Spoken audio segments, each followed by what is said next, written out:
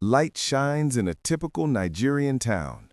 The street is flooded with people going about their business, children taking a stroll without fear of strangers. Just a normal day in a small town called Mambila. In Mambila, there lived an orphan girl named Iyabo.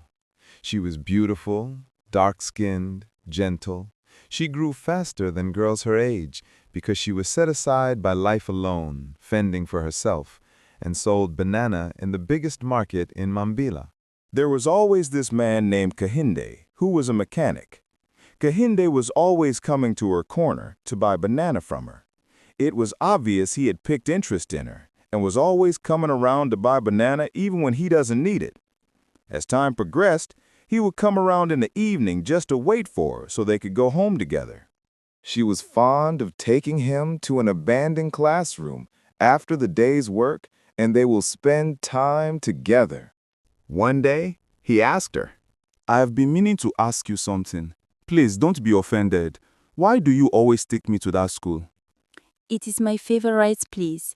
I used to school there before my parents passed away. I still dream of going back to school.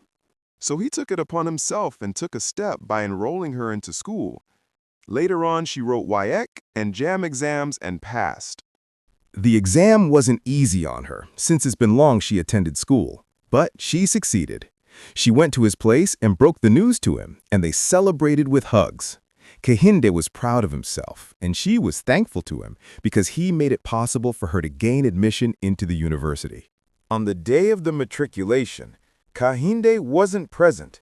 He was in Mambila, as usual, working in his mechanic shop.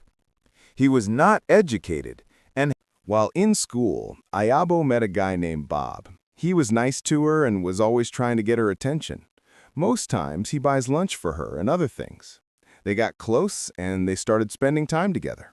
They got into a relationship, and she was now staying at his place. Kahinde always called to check up on Iyabo. Unknown to him, she was in another relationship. She rarely picks his calls, and when she does, she was rude to him. As time went on, she stopped picking his calls. She graduated as the best graduating student, and beside her was no other person but Bob, as the crowd cheered her. Bob proposed to her. She looked at him and smiled, but refused, for she was still in love with Kahinde. So she left Bob. She took a ring to Kahinde, knelt down, and asked him to marry her. Kahinde was dumbfounded and surprised, for he thought she won't come back.